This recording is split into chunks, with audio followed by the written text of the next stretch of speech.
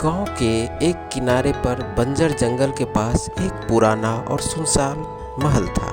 उस महल के बारे में कई कहानियाँ थी, पर सबसे डरावनी कहानी थी भूतिया चुड़ैल की। गांव के लोग कहते थे कि रात होते ही चुड़ैल महल से निकलकर गांव की आसपास मंडराते रहते हैं। इसी गांव में एक गौरी नाम की लड़की रहती थी। वह बहुत समझदार और निडर थी। गौरी हमेशा जंगल में अपनी गाय को चारा लेने जाती थी और उसे भूत प्रेत की कहानियाँ पर विश्वास नहीं था। एक दिन गौरी की गाय खो गई। उसे लगा कि गाय जंगल में चली गई होगी।